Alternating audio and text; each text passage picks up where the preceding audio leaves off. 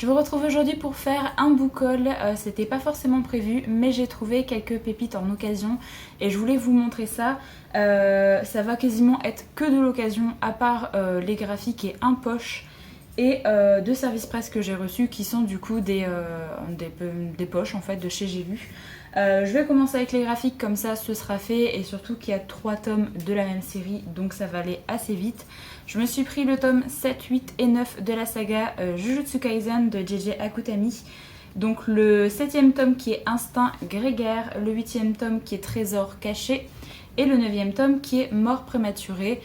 J'avance tout doucement dans cette saga. J'aime beaucoup ce que propose le mangaka. J'aime beaucoup les personnages, l'humour et vraiment toute l'histoire. Donc je suis très contente de continuer un petit peu ma découverte de ce manga. J'ai lu les 6 premiers tomes, donc je vais pouvoir attaquer les 3 prochains. L'autre graphique que j'ai à vous présenter, c'est la 9ème édition colossale de l'Attaque des Titans, donc de Hajime Isayama, qui sort chez Pika. C'est Chris qui me l'a offert et je suis vraiment très contente parce que ça augmente un petit peu ma collection. Il me reste le tome 8 à lire et comme ça j'aurai déjà le 9 en ma possession, donc je suis vraiment ravie. J'aime toujours autant cette édition, je suis très contente de la collectionner et j'ai assez hâte de lire un petit peu tous les tomes avant la sortie de la deuxième partie de la saison 4 de l'anime parce que j'aime vraiment beaucoup. Donc voilà, je suis très contente et il va rejoindre un petit peu les 8 tomes précédents. Alors ensuite je vais passer à tous les livres d'occasion que j'ai achetés.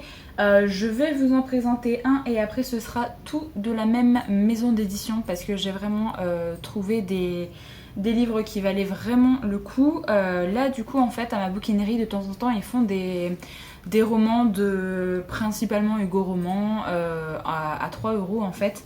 Et là j'ai trouvé Behind the Bars de Brittany Setcheri qui sort du coup chez Hugo Roman. J'étais assez ravie de le trouver à 3 € parce que c'est l'une des auteurs que j'aime beaucoup lire en contemporain romance. Avec Colleen Hoover, c'est vraiment mes 2 auteurs chouchous. Et comme celui-là, je l'avais pas encore lu, et ben je suis très contente de l'avoir trouvé. Je vous lis pas le résumé, je sais pas de quoi ça parle parce que avec ce genre-là, je préfère vraiment me lancer dedans sans rien savoir. Donc je suis contente et il sortira très bientôt de ma pile à lire parce que j'ai lu justement un Brittany Setcheri la semaine dernière et j'ai vraiment beaucoup aimé, donc je suis assez curieuse de continuer à découvrir cet auteur. Alors ensuite je vais vous présenter que des romans de chez Charleston parce que j'ai trouvé des romans à ma bouquinerie et après j'ai essayé de regarder sur Rakuten, donc sur Gibert principalement, pour trouver un petit peu les tomes qui me manquaient. À ma bouquinerie j'ai trouvé Les Rêves de nos mères de Karine Pitoki, qui est un roman historique un peu romantique. Il a gagné d'ailleurs le prix du livre romantique que j'ai lu et que je vous ai déjà présenté dans mon dernier reading vlog et j'ai vraiment beaucoup aimé, donc j'avais très envie de me trouver la suite que j'ai trouvée d'ailleurs sur Gibert, qui est donc Les cendres sous les coquelicots, donc toujours de la même auteure. Je ne sais pas si ça va être une trilogie ou plus dans cette saga, mais en tout cas j'aime vraiment beaucoup j'aime beaucoup la plume, donc je me suis dit que j'allais me laisser tenter avec la suite et j'ai très envie de la lire assez rapidement. Même si on n'est pas sur le même gabarit que le premier tome, il est beaucoup plus gros. Mais j'ai passé vraiment un très très bon moment. Là on est entre les années 1912 et 1914 et on est un petit peu dans la veine de Downton Abbey où on va suivre la vie de plusieurs personnages. Ça se passe dans un manoir, enfin voilà, c'est dans un domaine assez comme sur la couverture de toute façon. J'ai vraiment beaucoup aimé et il y a beaucoup de thématiques qui sont abordées dans le roman qui m'ont beaucoup plu, donc je vous laisse aller voir mon reading vlog si vous voulez mon avis un peu plus complet. Et là du coup on est directement dans la suite parce qu'on démarre en 1914 et on retrouve du coup les personnages qu'on a laissés dans le premier tome et j'ai vraiment très très hâte. Je pense vraiment que je vais le lire rapidement parce qu'il me tente beaucoup. Il me semble que l'auteur est en train d'écrire le tome 3, je sais pas quand est-ce qu'il sera prévu, peut-être l'année prochaine. Et dites-moi si jamais vous avez l'info, est-ce que c'est une trilogie, est-ce que c'est plus que ça, si jamais vous avez l'info, n'hésitez pas à me dire ça dans les commentaires. Parce que ça m'intéresse beaucoup et en tout cas je pense que je suivrai du coup l'auteur et tous les titres qu'elle pourra faire par la suite. Ensuite j'ai trouvé un roman de Clarisse Sabard qui est La femme au manteau violet, donc toujours chez Charleston. Alors Clarisse Sabard, j'ai pris une sorte de comédie romantique à lire pour Noël. Et là du coup j'avais jamais lu cet auteur dans aucun autre style, donc j'ai trouvé celui-là pareil à ma bouquinerie qui est en état neuf, donc je suis très contente. Là on est avec 2 temporalités, on est en 2018 et en 1929 Et alors on va suivre Jo qui est persuadée qu'elle va mourir suite à un accident. Et elle va repartir chez son grand-père et elle va découvrir un pendentif qui est accompagné d'un petit mot. C'est marqué de la part de Charlotte qui n'a jamais oublié Gabriel. Ce souvenir vous revient de droit. Donc elle va essayer de percer ce secret de famille. Et on va être également en 1929 et on va suivre justement Charlotte et son mari qui se rendent à New York. Et apparemment son mari va avoir un accès de rage et va la laisser pour morte. Et à son réveil, il est parti avec tous ses papiers et il lui est désormais impossible de rentrer en France et de rejoindre son fils Gabriel. Donc voilà, je sais pas trop ce que ça va donner. J'ai plutôt hâte de découvrir un petit peu ce que peut faire l'auteur. Il est pas très long en plus, donc j'espère que ça va se lire vite et j'aimerais bien le lire assez rapidement également. Et de cette même auteure, je me suis trouvée sur Gibert, un petit poche enfin petit, il fait quand même 500 pages, mais on va dire que c'est assez petit.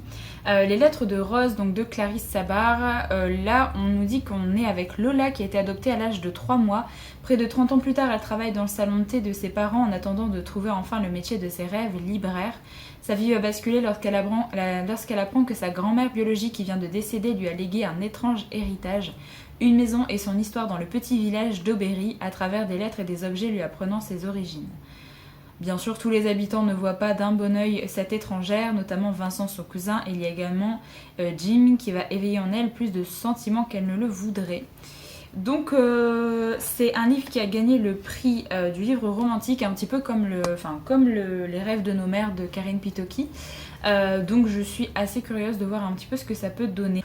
J'espère que ça va bien se lire parce que c'est écrit quand même assez petit. Voilà, j'espère que ça va être assez immersif en tout cas.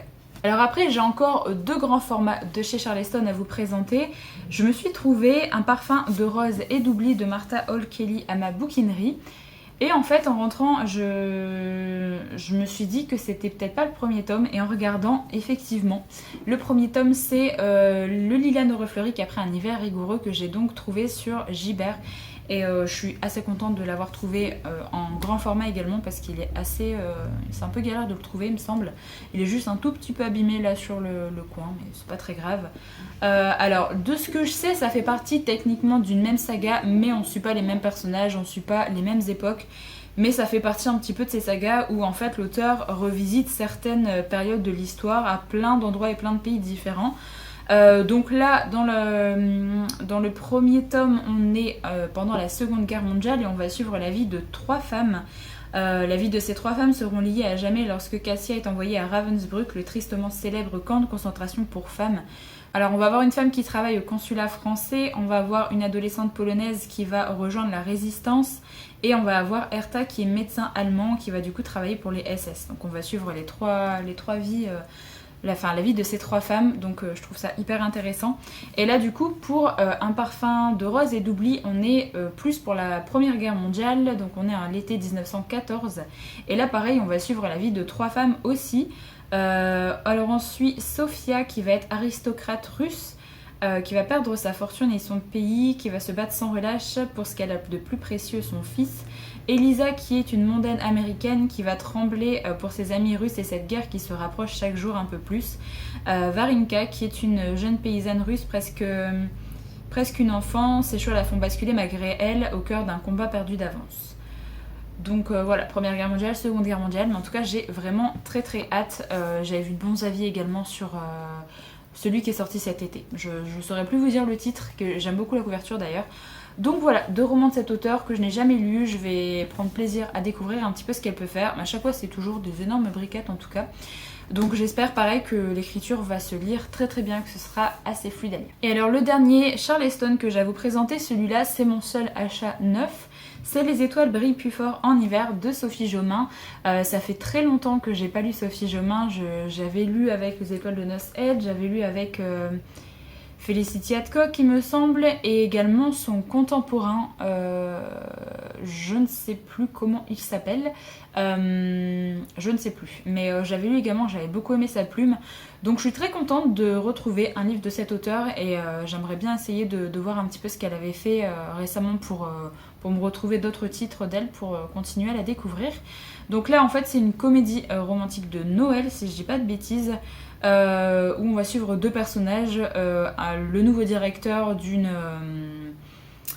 d'un grand magasin et Agathe qui du coup a fait toute la décoration il me semble, et du coup les deux vont pas très très bien s'entendre. Donc voilà, j'en sais pas plus, mais j'ai envie de rentrer dedans sans forcément trop savoir de quoi ça parle, mais il avait eu de très très bons avis quand elle est sortie l'année dernière. Donc voilà, j'ai hâte de découvrir ça avec du coup le Clarisse Sabar que je me suis pris également pour lire fin novembre, début décembre je pense. Du coup les deux derniers romans que j'ai à vous présenter, c'est deux romans de chez J'ai lu. Le premier c'est Aux douceurs du temps de Véronique Chauvy. J'aime beaucoup la couverture déjà, je la trouve vraiment très très jolie. J'aime beaucoup les couleurs et toutes les confiseries comme ça. Alors on est dans les années 1892 à Clermont-Ferrand et en fait on va suivre une héroïne qui va avoir comme héritage une confiserie qui va lui être léguée par son oncle. Et elle va essayer de prendre sa vie en main et de tenir cette confiserie, mais il va y avoir pas mal de personnes qui vont se mettre à travers justement son chemin avec les autres, ses concurrents, on va dire, les autres personnes qui tiennent boutique aux alentours, et également son père qui apparemment va faire des manigances pour arrêter un petit peu ça, et il apprécie pas forcément qu'elle reprenne cette confiserie apparemment. Donc j'ai assez hâte de voir un petit peu comment ça va être mis en évidence et comment la condition de la femme va être également amenée dans les années 1890, ça peut être hyper intéressant. Et là du coup le deuxième c'est Le livre secret de Grégory Samac. Je ne connais pas l'auteur, je ne connais pas du tout ce titre, mais en tout cas ça me tentait bien parce qu'en fait on va suivre Elias Hein qui va se retirer dans un village perdu en Autriche et il va faire une découverte prodigieuse, celle du livre de la vie, un ouvrage sacré qui recense le destin de chaque être humain. Elias est fasciné, les facultés extraordinaires de ce livre secret lui donnent le pouvoir d'agir sur le cours de l'histoire. Alors qu'il tente de sauver les siens, il comprend que c'est le destin de tout un peuple qui est en jeu. Donc au vu de la couverture, je me dis qu'on va peut-être parler d'une certaine époque. Donc j'ai plutôt hâte de voir ce que ça peut donner. Il est très court par contre, il fait 250 pages, donc j'espère que c'est bien traité en tout cas. Donc voilà un petit peu pour les livres que j'ai achetés et reçus depuis quelques semaines, on va dire, depuis le dernier book haul. J'ai vraiment fait de belles trouvailles en fait en occasion, donc ça je suis vraiment ravie. Il y a juste les graphiques, tout ça, je trouve pas forcément beaucoup de graphiques en occasion. Et en plus de ça, je trouve que les prix sont vite très très chers pour la qualité en fait. Donc c'est vrai que tout ce qui est manga, tout ça, j'achète quasiment toujours neuf. Après, il faudrait que je vois parce qu'il me semble que dans le centre de l'île, il y a une boutique justement où il y a uniquement des mangas et des BD d'occasion. Donc il faudrait peut-être que j'aille faire un tour un moment pour voir ce qu'ils proposent. Mais en tout cas, là, j'avance tranquillement dans mes sagas et du coup, je découvre aussi un nouveau genre avec un peu tout ce qui est historique, tout ça, avec pas mal de lectures de chez Charleston qui me tente beaucoup. Mais c'est également un de mes futurs challenges, on va dire, pour l'année 2022, c'est de découvrir un petit peu plus de genres encore, et notamment le genre un peu historique, parce qu'il y a beaucoup de titres qui me tentent. Et j'arrivais pas trop à m'y mettre, mais là il y a plein de titres qui me tentent bien et je me suis dit que l'année 2022 ce sera l'occasion pour moi d'essayer de lire un peu de tout en fait.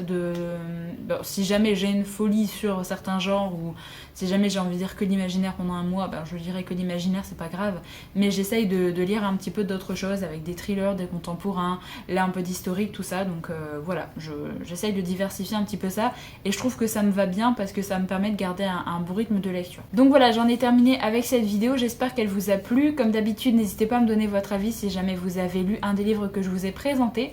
Moi je vous retrouve très bientôt pour une prochaine vidéo, donc en attendant, prenez soin de vous.